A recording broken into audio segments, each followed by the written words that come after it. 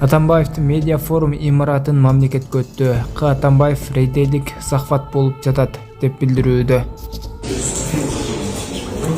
Они обжаловали его, уже вступил, по-любому они обжаловали, он уже не является основанием для того, чтобы приостанавливать исполнительное производство. Он является полным основанием, чтобы приостановить. Сейчас сюда приедет адвокат, подождите. Пускай приедет адвокат, но на сегодняшний день у нас имеются все... Вы врете, это полностью ложь. Кассационная жалоба и иски в административный суд. Вы просто мошенник и беспредельщик. Вы прекрасно все понимаете. Это абсолютно незаконно. Нет, это абсолютно неверно. Сейчас я сейчас свяжусь с адвокатом. 18 сентябрь 2025 жыл. Ош түшкөн жолу Тоошуу туннель. Аба ырайы кар жаап атат. Жол туман. Урматтуу айдоочуларга айтарыз. Дөңгөлөктөрүңөрдү колдон келишинче тышкыга которуңуздар. Жол коопсуздугун сактаңыздар. Каршы тилекке чыкпаңыздар жана ошондой эле жай ылдамдыкты күчөтпөңүздөр. Ошону негизде айдаңыздар, урматтуу айдоочулар. Жөнтүр, мен иштекке кылып Суроо, бир суроо. Кирпич көтөргөн жакшы, китеп көтөргөн жакшы, айтчы. Кайсысы жайын экен? Неге китеп окуп койсуң ана? Кыйнын кыш. Неме чоңойгондо ошо кирпич көтөрүп иш кылгың келе же китеп көтөрүппү? Ана неге китеп окуп койсуң? Мен окудум. Ким качан окудуң окуң? Мен окуган эмесмин. Качан окудуң? Бик көтөр. Качан окудуң окуң? Окуган мен. Тарыхта. Жок, үйдө качан китеп окудуң окуң? Акыркы жолу. Ha? Көтөр бик. Көтөр, 15 мүнөт бөлек, аркаракчыл. Жок, не себептен китеп окуп койсуңар, Абдубай? Кечеге телефон ойнойсуңар. Не себептен китеп окуп койсуңар? Ким китепти, ким окуйт? Катябы? Ha? Жок, оңой бекен? Эгерде жакшы окуп алсаң, ошол кирпичти көтөр иштейсиң. Көтөр бик. Көтөр бик. Мындай тур. Мындай тур. Төз тур. Төз тур. Көтөр. Жок, эмне кыласың бүгүндөн кийин? Телефон көрсөң эмне кылам? Эл мырзага зубур аябай жайлап кетти туугандар. Колуңуздардан келишинче жардам кылып коюңуздарды суранабыз. Апасынын колунда 2 миллион каражат жоголду. Дагы 500 000 сом жетпей турат. Ошол сумма жоголса, Аллах насип кылса, операцияга кетишет. Күнүгө бала басканда кыйналып жатат. Атасынын жоктугунан эниси да аябай баласынын операциясы үчүн каражат таба албай кыйналып кетти. Аз калды буйруса туугандар. Биз сиздерге жеткирербиз видеону. Кайрымдуулук кылуу сиздерден туугандар. Берген садакаңыздар кабыл болсун. Барыңыздардан Аллах ыраазы болсун.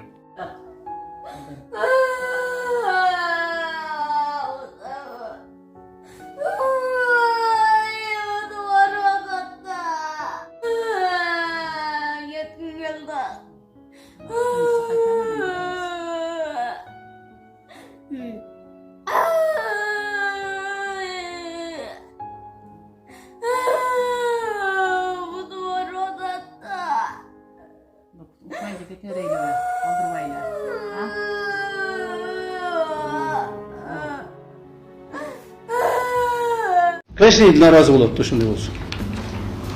Бузулган жер бузулган бойдон, чачылган жер чачылган бойдон, жасалбаган жер жасалбаган бойдон, оюлган, чоюлган бойдон жатат. Жолдорубуз.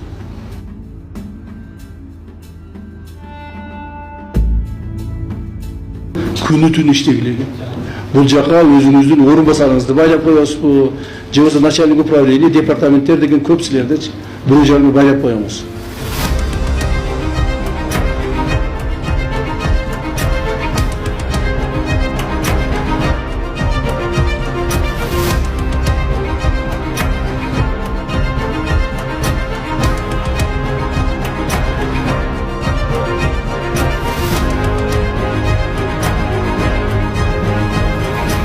Şimdi 266 kilometre yol Nарын облысы боюнча быйыл бүтөт.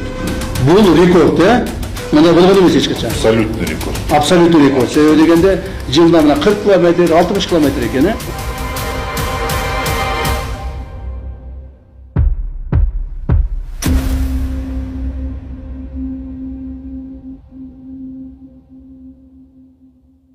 Мен ал досуңа 24 жыл ишенip жүргөм. Президенттикке чейин алып бардык.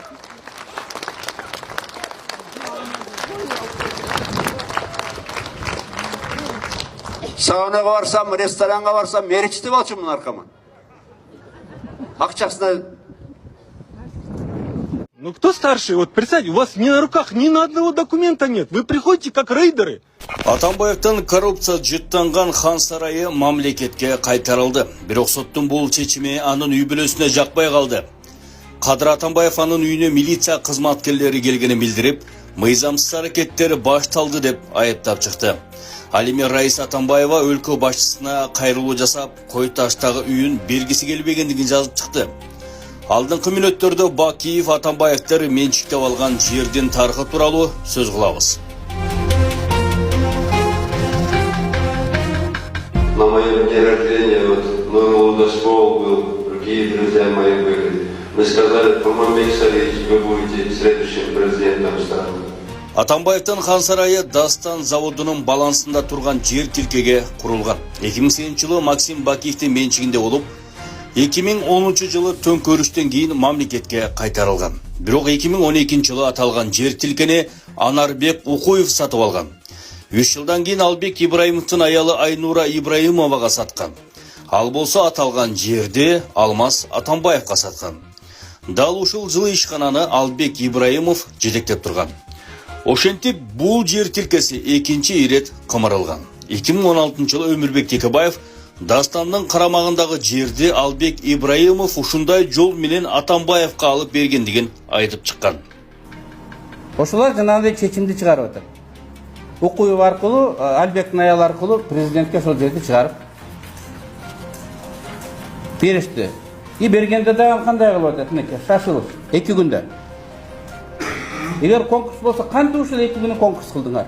Кайсы кезге сайтка объявление бердиңер? Канча адам участник болуп катышты? Качан чечим кабыл алынды? Кантынан бир күндө форум бердиңер? Ушуну элге түшүндүрүп айтып бергиле. Карапайым эл эмес, мен депутат 2 күндө мындай ишти бүтүрө албайм. 2 айда бүтүрсөң мындай рахмат дейсиң. Карыз болуп чыгасың, дагы жал. Мыйзам боюнча стратегиялык объектилердин мүлктөрү өзгөчө зарылдык болгон учурда гана мамлекеттик мүлк фондунун сунушу жана парламенттин уруксаты менен сатылат. Ал эми Атамбаев бул мыйзамды сактаган эмес. Себеби стратегиялык объектке там куруу үчүн ал жерде мамлекет тарабынан жер бөлүнүп берилиш керек. Каалаган адам же болбосо каалаган мультимиллионер мен акчам бар, акчаны мен жеке чыгардым деп ал жерге там салууга болбойт. 2016 жылы парламентте Садык Шер кыймылсыз мүлк кандайча сатылып кеткени тууралуу суроону кабыргасынан койгон. Анткени 2010 жылы сот тарабынан мамлекетке алынып улутташтырылган. Бирок аталган чечим аткарылган эмес. Атамбаев аны өзүнө менчиктеп алган. Максим Бакиевке караштуу фирмага сатылган жер тилкеси 2010 жылдан кийин 2 жылча эмне себептен дайыны чыкпай калды.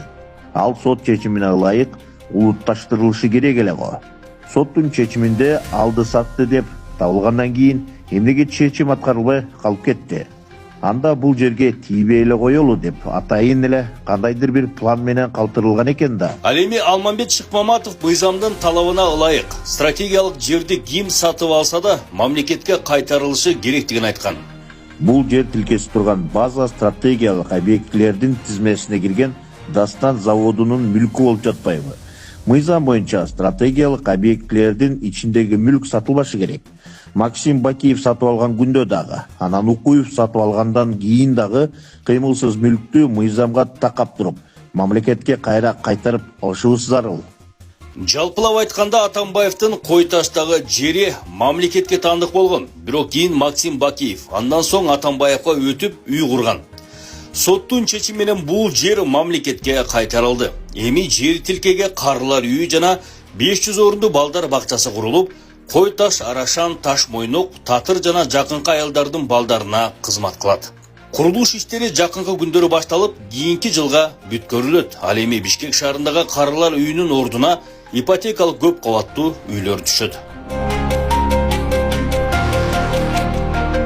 Азыркы тапта бир гана Атамбаев эмес, мамлекетке зыян келтирген бардык тараптар жазаланууда. Буга чейин Бакиевке таандык мүлктөр да мамлекетке алынып, анын ордуна балдардын реабилитациялык борбору жана көп кабаттуу ипотекалык үйлөр түшкөн. Ал эми Матраимовдун мүлктөрү да мамлекетке кайтарылганын жалпы журт жакшы билет. Азыркы бийлик мурункулар кылбаган нерсени ишке ашырды. Жыйынтыгында мамлекеттик бюджеттин өскөнү байкалды. Жемкорлорго болсо бул нерсе жаккан жок. Анткени уурдап топтогон байлыктарын тарттырбоонун аракетин көрүп, элдин көңүлүн башка нукка бурууга далбастай башташты.